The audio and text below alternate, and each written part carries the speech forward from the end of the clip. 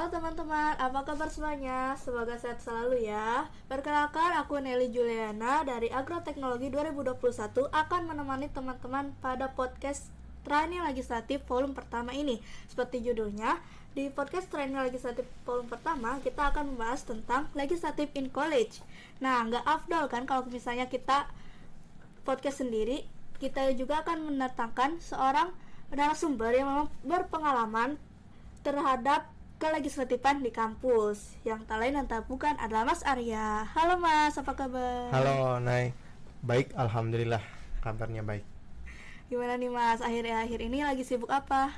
Akhir-akhir ini ya sibuknya kewajiban kita dikirim orang tua ya ke sini ya. Iya. Sibuk kuliah, itu ada udah nggarap tugas akhir juga sih seperti itu. Oh iya, semoga selalu dilancarkan semuanya Amin. sampai nanti bisa lulus dari sini ya Mas. Amin.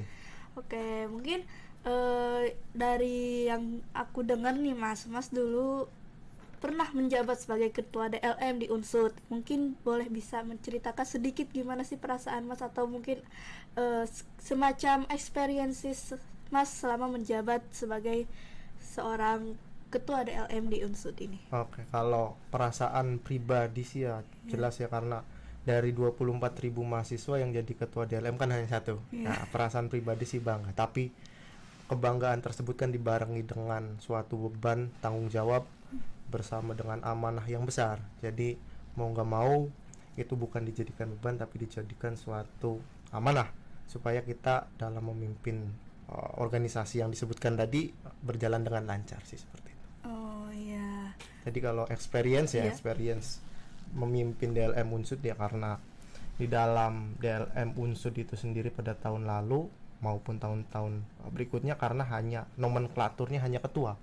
Kalau ketua itu tidak mengomandoi, ketua itu hanya mengkoordinir. Jadi kalau kita ibaratkan ketua-ketua yang lain atau kepala, saya ibaratkan organisasi itu sudah banyak yang mengibaratkan sebagai kapal, pasang surut, gelombang dan lain sebagainya itu ya memang terjadi di dalam keberjalanan suatu organisasi. Seperti itu sih garis besarnya. Gitu ya Mas. Tadi kan Mas itu udah aktif nih sebagai mahasiswa secara akademik, terus juga secara akademiknya juga gitu ya Mas. Dan Mas juga udah bercimpung dalam hal kelegislatifan di universitas. Mungkin masih banyak gitu, masih orang-orang atau mahasiswa yang masih awam tentang legislatif sendiri gitu, apalagi legislatif yang ada di kampus gitu. Seperti yang diketahui, yang namanya kampus atau universitas ini adalah suatu wadah yang dimana di dalamnya itu banyak sekali elemen-elemennya, salah satunya legislatif sendiri. Mungkin boleh tahu sih apa sih urgensi dan juga peran penting dari lembaga-lembaga legislatif yang ada di kampus ini gitu, seperti apa? Urgensi lembaga legislatif ya. Saya mendasari itu pertanyaannya. Kalau kita menilik dari diksi legislatif itu kan berasal dari kata legislat atau yang membuat undang-undang, Jadi urgensinya ya dalam hal ini diperlukannya, kalau misalkan menilik dari diksi tersebut, diperlukan lembaga legislatif itu diperlukan untuk adanya pembuat undang-undang. Jika tidak ada lembaga legislatif, ya tidak ada undang-undang. Tergantung bagaimana negara tersebut atau miniatur negara. Kalau dalam kampus kan miniatur negara. Kalau kita bahasa sehari-hari mah kita bermain negara-negaraan nih di dalam kampus. Ya mau nggak mau harus ada itu namanya lembaga legislatif kalau kita menerapkan demokrasi. Supaya apa? Supaya terciptanya daripada dasar undang-undang ataupun peraturan-peraturan lain yang menunjang daripada kenegaraan di miniatur negara tersebut di kampus. Jadi pentingnya atau urgensinya adanya lembaga legislatif yang menunjang untuk mengadakan dasar bergerak, dasar keberjalanan daripada suatu organisasi yang memang miniatur negara. Seperti itu sih kalau urgensinya. Oh, tadi kan menyinggung perihal yang namanya undang-undang, mungkin kayak undang-undang seperti apa sih yang kita buat dari lembaga-lembaga legislatif ini buat untuk kampus gitu Mas?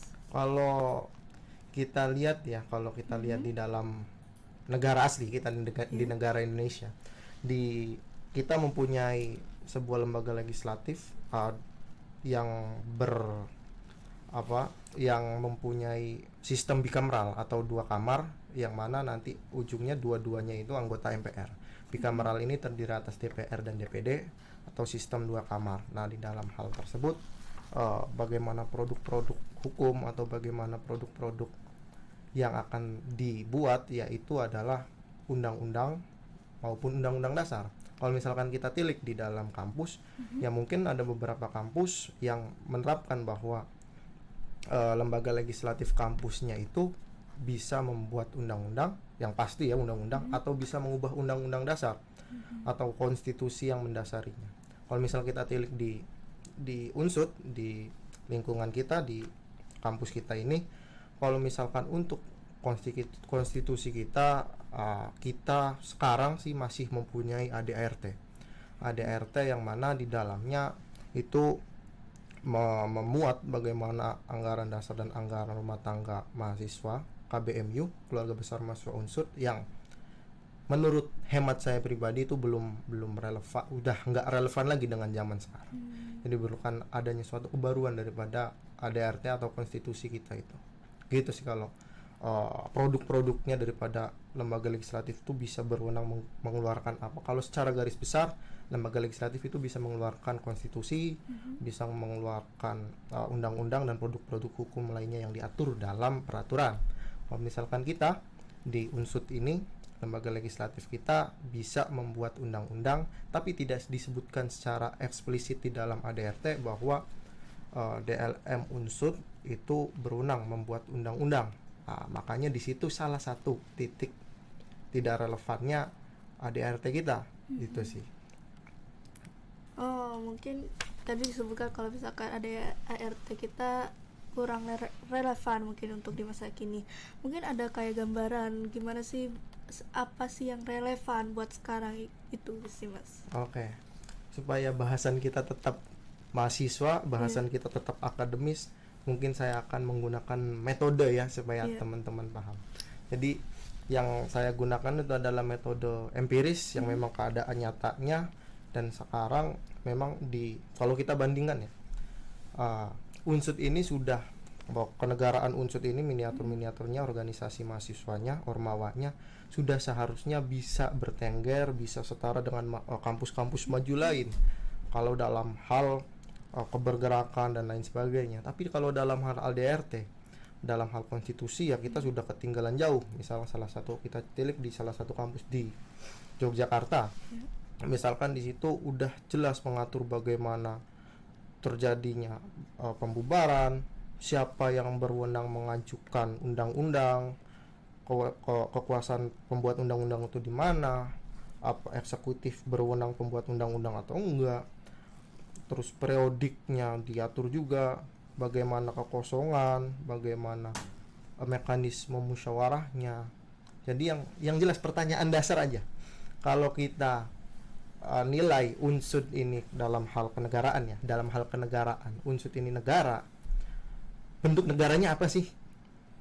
Kalau misalkan ada yang mengatakan federatif karena di fakultas bisa berhak mengatur sendiri, disebutkan nggak di ADART? Karena sudah seyogianya kalau misalkan dikatakan konstitusi itu menyebutkan bentuk negaranya apa. Kalau misalkan di kita hanya tafsiran-tafsiran belaka, misalkan melihat kondisi empirik yang ada, ada salah satu pasal di akhir, hubungan antara BEM Unsur dengan lembaga mahasiswa tingkat fakultas itu koordinatif. Berarti dalam hal ini ya bisa diartikan sebagai federatif ya? Tidak. Maksudnya negara, bentuk negara dalam hal ini harus disebutkan secara eksplisit di konstitusi, supaya itu menyebutkan hubungannya subordinasi atau bisa memberikan pemerintah, atau koordinasi hanya bisa memberikan saran. Dan itu merupakan efek domino ke yang lainnya. Misalkan dari tingkat universitas ini membuat suatu produk hukum, misalkan BEM dan DLM membuat suatu produk hukum, dan BEM DLM ini nggak ada aturan siapa yang nanti menandatangani undang-undang, ya nggak ada. Dan disitulah misalkan kalau misalkan dalam mekanisme perundang-undangan kan, misalkan undang-undang ini diajukan oleh DPR, disetujui tidak sama presiden, dan di situ misalkan ditandatanganinya jika telah disetujui berapa hari plus gitu kan. Nah itu salah satu dari banyaknya kelemahan ADART kita. Misalkan DLM misalkan dalam hal ini menandatangani misalkan perubahan ADART minimal setengah dari setengah plus 1, 50% plus 1 dari jumlah fakultas, dan jumlah anggota DLM itu pasti lebih dari 7 fakultas yang ada, tinggal tanda tangani perubahan ADRT itu secara revolusioner karena nggak ada aturan yang mendasarinya. Tapi dalam hal ini aku memberikan suatu rumusan masalah bagi teman-teman yang masih muda-muda inilah, yang masih muda-muda ini untuk memberikan suatu perubahan, karena mungkin yang saya ini menghambat lah, mungkin saya memberikan suatu gambaran, memberikan metode empiris yang memang terjadi sekarang itu seperti itu. Rumusan masalahnya bagaimana mengubahnya, karena hal tersebut merupakan menjadikan efek domino nanti yang mengakibatkan mahasiswa abai terhadap universitas dan lain sebagainya. Itu seperti itu sih. Oke, gitu. Nah, terus kan yang namanya Unsud atau kampus ini kita tuh kenal banyak sekali kayak lembaga-lembaganya gitu ya, Mas. Nah, sebenarnya gimana sih peran penting dari mahasiswa terhadap lembaga-lembaga tersebut gitu? Kayak misalnya kita ikut suatu lembaga, itu peran penting kita tuh apa di sana? Gitu. Lembaga legislatif atau lembaga secara umum? Sebenarnya lebih ke lembaga legislatif aja. Lembaga legislatif. Iya. Nah, kalau misalkan di dalam sistem kita memang di ADART itu sudah disebutkan DLM itu dipilih secara langsung oleh mahasiswa melalui pemira. Tetapi dalam hal ini karena bentukan ADART yang seperti itu yang mengakibatkan jadi anggota DLM universitas pun kalau membuat produk hukum ya memang berpengaruhnya hanya saat proyek tertentu. Misalkan katakan nih, undang-undang pemira di universitas ya hanya berlaku untuk pemilihan di tingkat universitas saja. Di tingkat fakultas punya undang-undang pemira sendiri. Makanya dalam hal tersebut ya suatu rujukan undang-undang itu ya hanya memang harusnya ada di pusat. Kalau memang bentuknya negara kesatuan. Kalau memang bentuknya negara federatif, ini nih mengatur kemana sih? Yang ada di tingkat universitas ini kekuasaan eksekutif dan kekuasaan legislatif membuat suatu produk hukum, sasarannya mana sih? Misalkan dalam hal ini ya, misalkan salah satu contoh untuk misalkan kedepannya itu bentuk negaranya kesatuan, misalkan ke arah kesatuan, yang bisa mengatur undang-undang ini berlaku kepada mahasiswa fakultas juga. Misalkan dibuat, kalau di peraturan rektor sudah ada tuh peraturan rektor mengenai PPKS. Misalkan di tingkat mahasiswa dibuat juga undang-undang untuk bagaimana sih sanksi PPKS. Karena kedepannya saya dengar dari WR3 itu untuk membuat bahwa mahasiswa syarat lulus itu 100 poin ikut organisasi gitu kan. Berapa poin untuk organisasi ini, berapa poin untuk organisasi tingkat fakultas atau universitas. Nah, misalkan di undang-undang mahasiswa tadi diterapkan jika melakukan PPKS ataupun kekerasan seksual tidak boleh mengikuti organisasi manapun selama 2 semester misalkan. Kan itu merupakan hal yang berpengaruh pada akademiknya, dan hal tersebut meningkatkan daripada partisipasi mahasiswa melalui satu sisi.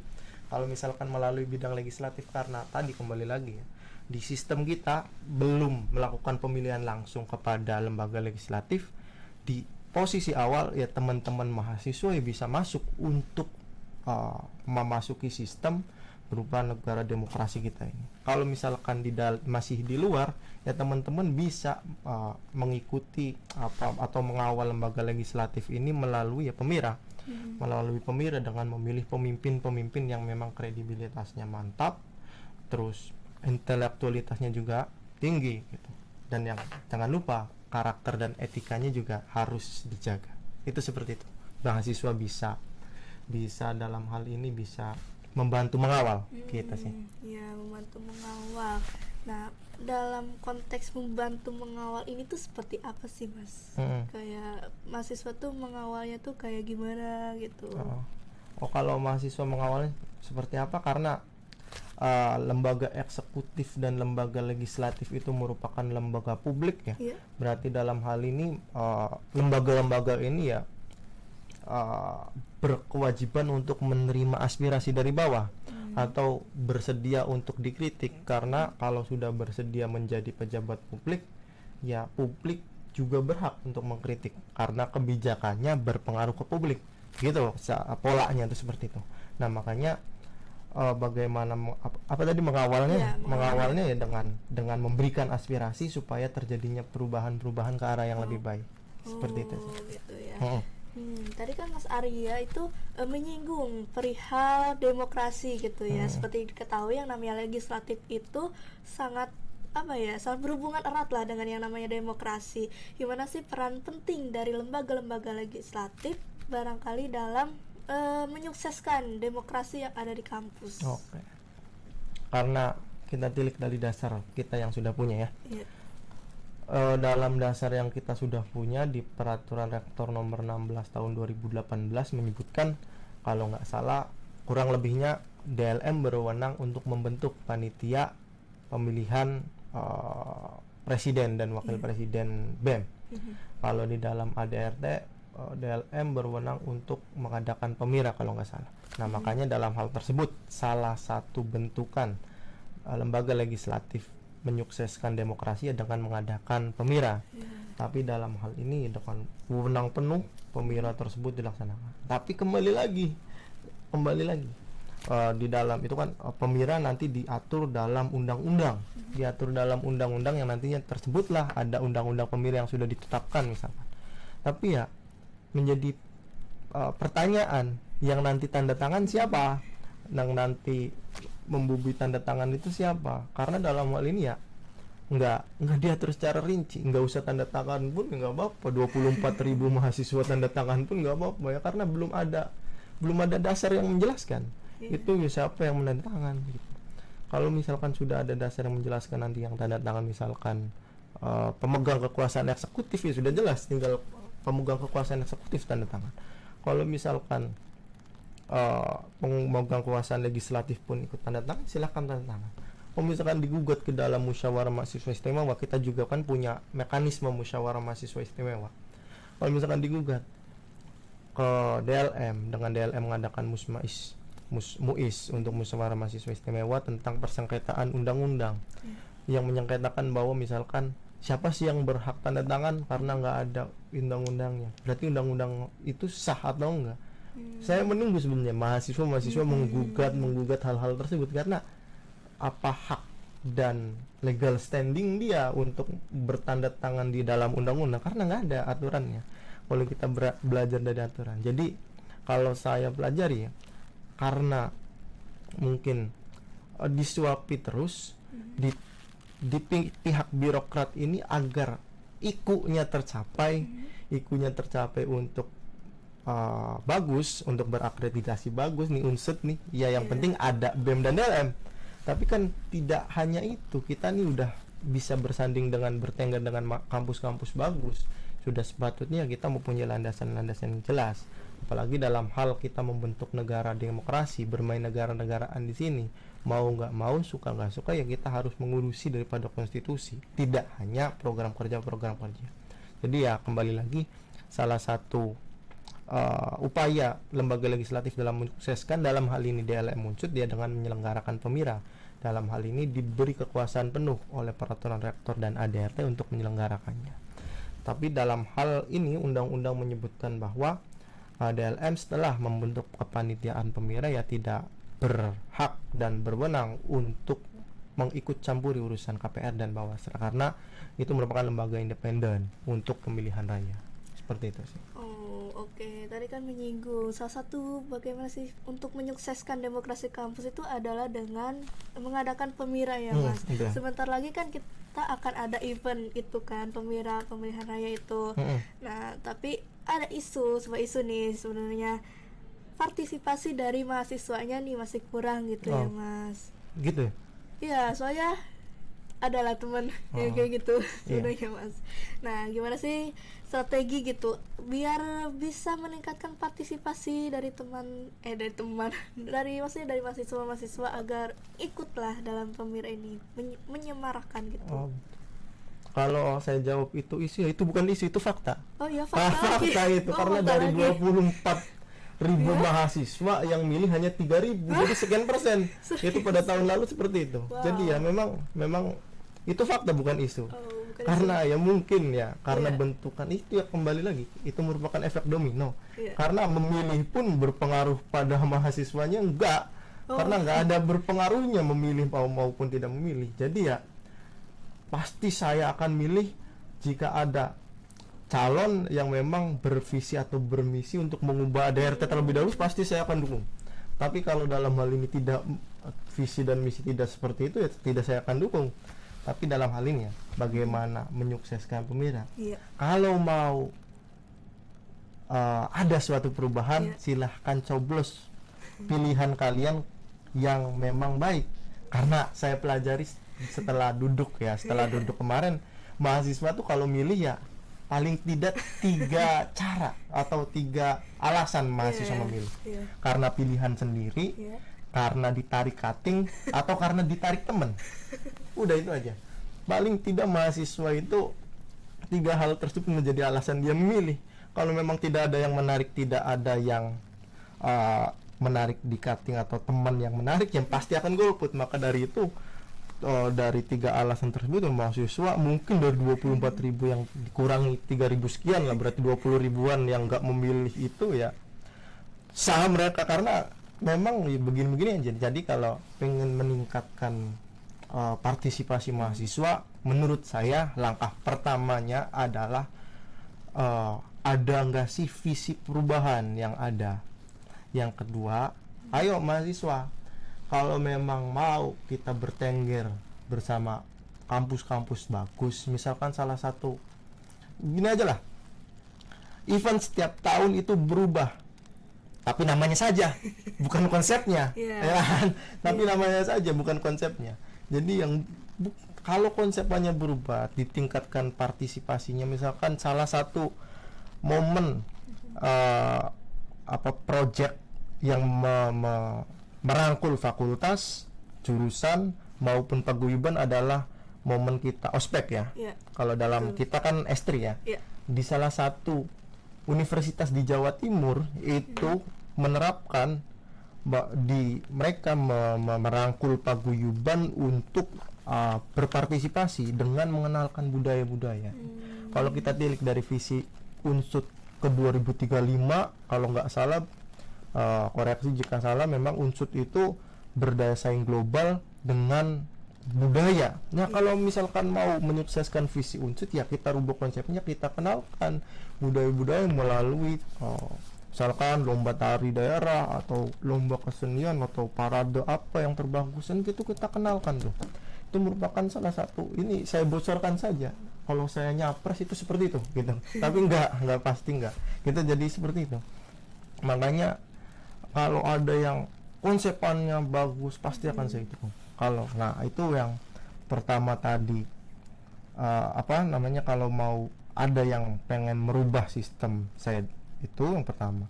Yang kedua, kalau mau Unsut bertengger dengan kampus-kampus lain yang memang sudah maju, ya silahkan kalian pilih yang paling bagus. Yang ketiga, kalau mau adik-adik tingkat kalian dalam hal ini mempunyai arah organisasi bagus, ya silahkan ikut memilih. Karena kalau kita di rakyat ya, sebagai rakyat ya sudah muak dengan dengar demi bangsa dan negara. Kalau kita sebagai tingkat mahasiswa, kita sudah muak mungkin dengan hidup mahasiswa, hidup rakyat Indonesia. Namun kita sudah muak ya hal-hal seperti itu. Jadi ya, yang menawarkan visi perubahan dengan tanpa menyampingkan isu-isu negara nasional ya, tapi juga tidak menyampingkan isu kita di dalam kampus, terutama dasar kita. Nah, silahkan pilihlah hal tersebut. Jadi mahasiswa ya, mau nggak mau harus memilih, karena teman-teman nih membayar UKT ke kampus, salah satu alokasi dananya itu ke organisasi mahasiswa, yang mana di situ teman-teman pilih salah satunya legislatif dan eksekutif. Mau nggak mau uang teman-teman ini ada di perputaran itu. Kalau mau uang teman-teman digunakan secara benar dan teman-teman mau uang teman-teman itu digunakan untuk acara yang bagus, silahkan pilih, ikut memilih dan pilihlah yang bagus. Itu seperti itu. Oh gitu ya Mas. Jadi intinya tuh harus ada perubahan. Nah, itu kita tuh sebagai mahasiswa bisa ikut dalam menyukseskan adanya pemera ini. Betul. Kayak Mas. Oke, mungkin ini pertanyaan terakhir sih Mas. Gimana sih kesan dan pesan Mas selama menjadi seorang legislator gitu di unsur ini gitu Mas? Kesannya sih wow, ya lah. Kesannya itu mungkin banyak, karena lembaga kita kan lembaga politik ya. Iya, betul. Syarat kalau politik itu bisa diartikan oleh ahli itu cara mendapatkan sesuatu. Jadi suatu kepentingan itu ya diakomodasi oleh politik. Karena kalau kita belajar politik hukum, karena hukum merupakan produk politik, mau gak mau syarat akan kepentingan.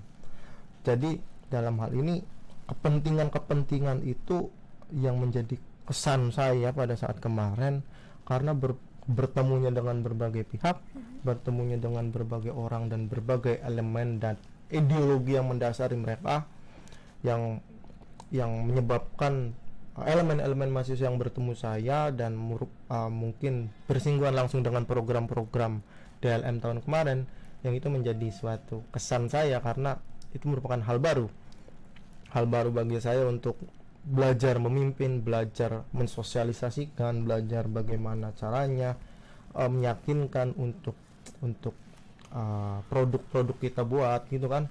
Makanya kalau organisasi politik itu syarat akan kepentingan. Kalau untuk pesan, silahkan teman-teman yang belum bergabung, silahkan teman-teman yang sudah bergabung, hidupi lagi, karena keadaan organisasi sekarang paradigmanya sudah berbeda. Kita nggak bisa menutup mata. Mungkin kemarin kita perubahan secara total di masa pandemi dari offline ke online, sekarang juga perubahan dari online ke offline. Jadi ini merupakan masa bangkitnya kembali organisasi, dan organisasi itu menunggu teman-teman semua untuk tidak menutup kemungkinan ke UKM dan lain sebagainya, Jadi dalam hal ini organisasi butuh teman-teman untuk dihidupi. Yang menurut saya disinya lebih tepat hidup organisasi, karena banyak organisasi yang mati kemarin ya pada saat pandemi. Kalau saya pada saat kemarin kan pandemi itu kebetulan, jadi banyak sekre yang kosong, banyak sekre yang nggak ada anggotanya. Jadi dalam hal ini, ayo kalau mau unsur yang lebih baik, kalau mau kita menambah pengalaman, kalau mau kita menambah kepemimpinan, silahkan masuk ke organisasi-organisasi yang memang ada di Universitas Jenderal Sudirman. Karena kalau tidak kalian siapa lagi? Karena kalau memang kalian ingin menambah wawasan dan pengalaman yang tidak didapatkan di dalam kelas, silahkan bergabung. Karena ada orang tokoh nasional yang bilang kalau belajar hanya di dalam kelas itu ibarat belajar berenang di kolam renang lah. Jadi kedalamannya apanya terukur. Tapi kalau kita belajar di luar kelas itu ibarat kita belajar berenang di lautan luas. Jadi kedalamannya, arus, tekanannya nggak terukur. Nah itu demi apa? Demi mempersiapkan teman-teman setelah pasca kuliah. Karena ijazah mah hanya mengantarkan teman-teman, oh ini seleksi administrasi lolos, tapi di dalam wawancara itu yang bermain adalah pengalaman teman-teman berbicara. Jadi pesannya ya, kalau masuk organisasi sejelek-jeleknya bisa kayak aku lah ngomong itu, sejelek-jeleknya bisa bagus-bagusnya bisa menjadi anggota DPR sana atau presiden atau malah lebih lagi, kita sejelek-jeleknya bisa kayak. Jadi ditunggu teman-teman partisipasinya dalam organisasi, tapi dalam hal ini kita dalam podcast podcast training legislatif. Nah ditunggu supaya teman-teman punya wawasan dan pengalaman, silahkan untuk bergabung di dalam training legislatif ya, training legislatif seperti itu sih kesan dan pesan. Ya oke. Ini udah gak kerasa ya Mas, udah kayaknya udah 20 menit lebih gak sih Mas? Iya, mungkin aku izin menyimpulkan aja. Boleh. Mungkin yang dari Mas Arya jelaskan. Mungkin yang pertama itu mengenai lembaga legislatif.